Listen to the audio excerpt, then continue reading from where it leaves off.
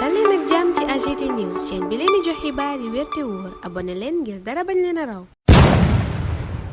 AGT News. Bismillah jërë ngeen jëf ci ànd bi ak AGT News tukki bi njiitu réew mi Bassirou Diomaye Faye amal démb ca Touba daanaka yéeni kaay yépp ci la ñu xëy bés bi le jour ne jot na fa ndigal lu njëkk li moom Bassirou Diomaye Faye ci sëriñ Mountakha Bassirou Mbacké journal bi ne la ko xalifa ba sant mooy ubbeekul ci ñëpp ubbeekul sax ci ñi nga xam ne woteeluñu la ak njabootuk sëriñ Touba njiitu réew mi yéeni kaay bi ne jël na ndoxu Touba moo xam ndox ma ñuy naan mbaa ndox may taa di la jël nit ñi def ko yitteem Le Soleil ne engagement bu rëy kay la ca jël moom njiitu réew mi Bassirou Diomaye Faye le chef de l'État s'engage pour Touba la yéeni kaay booba wax ci gu njëkk wax na itam ne wàccaayuk màggalu Tuuba gi moom Bassirou Diomaye Faye mbiri boppam la koy def porte-parole xalif général des mourides di sëriñ Bass Abdou Khadre yéegee njiitu réew mi cofeelu sëriñ Mountakha Mbacké ci moom xalifa bi it Le Soleil ne ñu ma ngay sàkku ji chauffeur suñu daw ndànk ci màggal gi màggal goog réew mi quotidien ab cant ak i diggale fa Bassirou Diomaye Faye def démb ba mu demee ca Touba journal bi jottali ñu kàddu yi njiitu réew mi Bassirou Diomaye Faye mi ne dina saafara jafe-jafe ndox nga Touba am moo xam ndox mi ñuy naan la mbaa ndox may taa di indi problème assainissement réew mi quotidien yëgal ñu ne ñaar téeméer ak ñeent fukki bus ak ñett ak terrain yi teg nañu leen ngir ñu yombalal nit ñi dem nga ca Touba ngir demuk Touba googa yomb yi réew mi quotidien ne troisième voie ci autoroute de l'avenir daana ko ubbi Touba adu BDF qui s'engage à nouveau la l'info wax ci xëtam gu njëkk boobale bi yéene kaay yi delsi ci demuk Touba njiitu réew mi démb xamal ñu ne diggée na fa ne dana saafara ndoxu Touba saafara itam lépp luy jafe-jafe yu dëkk ba am màggaluk Touba gi it nee na dana ca def kéemtalaay kàttanam ba lépp mucc ayib laas ne du loola rek la fa def ndax njiitu réew mi expliqué na projet bi xalif général des mourides journal ba ne démb ci demam Touba googa waxtaan na fa ak xalif général des mourides ci lu yaatoo yaatu ñoom ñaar ñooñu sax a fës ci xët gu njëkku boobaleb yéenekaay bu ñu yeggee kàdduy xalif général des mourides Serigne Mountakha Mbacké mi ne Bassirou Diomaye Faye danaa la uuf danaa la gunge libération nenu xalif général des mourides it fësal na cofeelam ci njiitu réew mi Bassirou Diomaye Faye xamal ko ne ku ko sopp la ku ko bëgg la te itam dana ko jàppale moom njiitu réew mu xamal xalifa bi ni jafe-jafey Touba yépp yitteem la ko def wàllu ndox mi rawatina te dana fexe ba ci mandaawam bi yooye jafe-jafe am saafara l'observateur it loolu lañu yeggee ne ndox daal mooy jafe-jafey Touba te njiitu réew mi wax na ne dana ca def kéemtalaay kàttanam ba saafara ko autoroute de l'eau yéenekaay bi ne mooy projet solution bi maanaam saafara foofa lañu ko yaakaar Touba googa l'observateur ne ñeenti fan képp a des ngir ñu yegg ci màggal gi waaye ndox ma taa ma ngay la jël nit ña di sinistré ya ñu des ca boobaleb journal buy wax ci coowal ONAS geeg càkkute fi société civile bi bëral ngir lépp leer journal bi joxoñ tuumay Cheikh Dieng yi ak cantaane njiitu réew mi premier ministre ci Cheikh Tidiane Dièye service u ministère de l'assainissement yéenekaay bi ne tey jii la ñuy wax l'observateur di fàttali ne marché d'entretien réseau yooya maanaam ni ñuy toppatoowee réseau yi ak ndox yu salte yeeg ndoxu taw yi dafa yàgg doon jafe-jafe te jur coow loola direct news tuddee tey guerre des Cheikh ca ONAS yéenekaay bi ne am na ay njortu yu mu jur te mooy njortu guerre gannaaw kàddu yi Cheikh Dieng yëkkati Cheikh Tidiane Dièye ak tekkaaralam gi nag direct news jàpp ne ab scandale bu rëy lay nduru direct news yi di laaj ana lu waral ñu rëq ndiggub Cheikh Dieng te may ñu ko fu mu yekkeew nakam diggante njiitu réew mi Bassirou Diomaye Faye premier ministre Ousmane Sonko ministre de l'hydraulique et de l'assainissement di Cheikh Tidiane Dièye moom ndax jéggiwul ay sañ-sañam bay duggal loxom ca ONAS ak na muy doxee lu tax ñu sacrifier Cheikh Dieng tey protéger Cheikh Tidiane Dièye ay laaj la yu yéenekaay booba samp yëgal ñu ne nag am na ñuy kalaame ji loola ca procureur boole ceeg yëkkatib càkkutéef ngir Cheikh Tidiane Dièye tekki ndombal tànkam DCMP ak ARCOPIT war nañoo indi leeral ci marché yooyu ak ni ko ministre Cheikh Tidiane Dièye tëggee xibaari direct news yooyu Dakar Times da koo dëggal boobaleb yéenekaay ma nga ñu yëgal ci xëtam gu njëkk ab pétition nationale ak plainte contre Cheikh Tidiane Dièye daanu ko déposé journal ba ne procureur daanu ko kalaame ji loola gannaaw màggalub Touba gi le peuple quotidien ne scandale ONAS bi ku may wul dana yëngal nguurug Bassirou Diomaye Faye gi ndax jur na pétition bu njëkk yéenekaay bi ne daa am ñu jóg jàpp ne lii moom tekkaaral da cay ëpp Cheikh Tidiane Dièye noppeem gi mu ne da cay génn mbaa procureur def ca la war gindi askan wi askan woowa ñu digoon jub-jubal jubbanti tribune ne jub-jubal jubbanti googa ci dëngal la mujj boobaleb dëngal yéenekaay bi ne moo féete kaw tey jubbanti ndax ministère du commerce port ONAS foo dem lu lëndëm crise nga fay fekk Serigne Gueye Diop Waly Diouf Bodian Cheikh Dieng ak Cheikh Tidiane Dièye yéenekaay bi ne ñoo ne ci xolu boobaleb polémique di ay werante ak a weerante waaye coowal Cheikh yi ca ONAS jeexagut ndax yéenekaay bi ne ministère de l'hydraulique tey jii dana wax gannaaw tuumay docteur Cheikh Dieng yëkkati teg ci kaw ministre am Cheikh Tidiane Dièye ca yooyu le tuuma sax yéenekaay bi ne cour des comptes assemblée nationale ak justice ña nga leen cay woo yéenekaay bi ne waaye docteur Cheikh Dieng moom ma ngay défier ministre Cheikh Tidiane Dièye ne ko yoon sax boo bëggee ñu dem fa waral le quotidien bu ma jambal jaañ gis Cheikh Tidiane Dièye cib tunnel dossier ONAS bi ko fa dugal journal bi ne moom Cheikh Tidiane Dièye tey mi ngi janook ay principe am moom mi fi doon jaay nit ñi ne kuy xeex corruption la di wàllu guerre le quotidien noppi ca loolu la yëgal ñu ne ministère de la communication libération moom ma ngay gën a serré vis ba contrôler presse bi ci boppam la bëgg Les Échos ne moo taxit rajo yeeg télé bi ñoo ngi ci suuf si CNRA dànkaafu na leen benn weer la leen may ngir ñu enregistré wu lu ko mooy daanu ami jafe-jafe patron de presse yi journal ba ne daanu janoog taskatu xibaar yi ëllëg wax ngeen yoon lañu nar a jaar ngir jàkkaarloo jafe-jafe yeeg nguur gi leen ko teg ay jafe-jafe mel ni luy xeeñ enquête ci tëggaat gi ñu bëgg a tëggaat contrat yi muy renégociation yi journal bi waral mu ne incertitude am na maanaam dara leerul fi mu ne ci mbiram pétrole ak gaz bu Sénégal tasub assemblée nationale bu Sénégal Sud Quotidien ci la xëy gis ne Diomaye fi mu ne daa janoog réel politique ministre El Malick Ndiaye moom démb janoon ak transporteur yi ak ñëpp ñi yëngu ci wàllu dem ak dikk ñu doon waxtaanee accident yu métti yeeg jafe-jafe yam ci wàllu transport sàkku na ci ñëpp ñu dugal seen loxo ci liggéey bi ngir accident yi ci tali bi dakk accident yooye nag saltige korom ak fay ma ngay wax la ko waral ca Vox Populi googa nee na ay jinne yu nu dàqee ca seen kër ñoo dem ci tali yi tey di fa defi jéeya loola bokk na ci njeextalub foqale gi nit ñi wane ci suuf si waaye nee na bii musiba nag am na saafara góor a xuma moom jàpp ne secteuru transport ci boppam moo feebar bay sukuraat lii El Malick Ndiaye def démb nag mu ne yàgg nañu ko sàkku ci nguur gu Wàdd ak Macky Sall waaye ci nguur gu bees gi lañu ko amee nguur gu bees gi nag ba mu ñëwee ba tey point actu daa seetlu ne ministre Macky Sall ak directeur général ya gënoon a bari wax tekk lañu def journal ba lim ca Karim Fofana Moussa Bokar Thiam Thérèse Faye Pape Malick Ndour Souleymane Ndiaye ñoom ñëpp yéenekaay bi ne dañoo mel ni ñu mooma ñenn ci directeur général yi yéenekaay bi ne ay pression yu doy waar la ñuy teg ci seen kaw Thérèse Faye mi doon wax président Macky Sall boo demee koo ñuy bàyyi yéenekaay bi ne tekk la mujjee def fi mu ni kenn déggatu ko Moussa Bokar Thiam borom Thérèse coupure internet yaag daggub signal Walfadjri journal bi ne moom daa mel ni amatut sax réseau yor bi waxtu woowa naan alikallaj gi mooy xaalisu presse bi di aide à la presse booba nanu ko séddale journal ba ne tong-tong bu saf scandale jurub gàcce moom la ñu def ci xaalis booba ay yéenekaay yu kenn xamul journal ba ne jox nañu leen koret jot fukki millions juróom commission de la carte nationale de la presse 40 millions Synpics fukki millions di 10 millions appel juróomi millions sesti ñaar fukki millions juróom assise nationale des médias yéenekaay bi ne juróom fukki millions lañu ca ñuqi joxe convention des jeunes reporters jot fukki millions ak juróom journal ba ne la ca gën a doy waar nag mooy juróom ñetti téeméeri millions yi ñu jox ay entreprise yoo xam ne jote wu ñoo ak dara média libération ne ab scandale kay moo kalaate gannaaw ba ñu fësalee listub ñooña jot ci aide à la presse bi ab yëglekaay di dental point sn journal ba ne wax nañu ne jox nañu ko benn million ak genn wàll waaye jotuñu dara talo ba di directeur de publication ba ne danañu porter plainte ngir xam ana kana jot booba lépp xaalis booba taxoon mu defoon sax ab recours ndax jotuñu woon dara mu ne nag ñoo ngi doog a xam tey li tax booba lépp liste kenn fësalu ko woon doomu Idrissa Seck ji Abdoulaye Seck moom moo fës ci xëtub booba lépp yéenekaay di libération mi ñu yëgal ne bàyyi waat nañu ko démb njeextalu weeru mai atum 2024 gi lañu ko jàppoon ngir trafic de drogue dogal booba chambre d'accusation jël talaata ba lañu weesu yéenekaay bi ne ba tey amul appel maanaam kenn dabuwu ko laata moom doomu Idrissa Seck ji it am na keneen ku nu bàyyi ci ñu jàppoon ca mooma lépp mbiram Sidi Diop it libération yeneen yéenekaay ña nga cay wax yëgal ñu ne dañu koo teg loxo ca gendarmerie bu ànd ndax dafa doon dawalub oto te yorutoon permis waykat booba yéenekaay yu bari gis ko ci guddi gu bët setagul ki ne ci guddi gu bët setagul kay mooy Sadio Mané ci gëti record booba lépp yéenekaay di laaj lan moo ko dal moom Sadio ndax la muy def ca Al Nassr kenn xamatut lu mu doon ñun foofa la ñuy yem tey ñaanal leen kenn dal ak jàmm dig daje ëllëg incha allah. AGT News.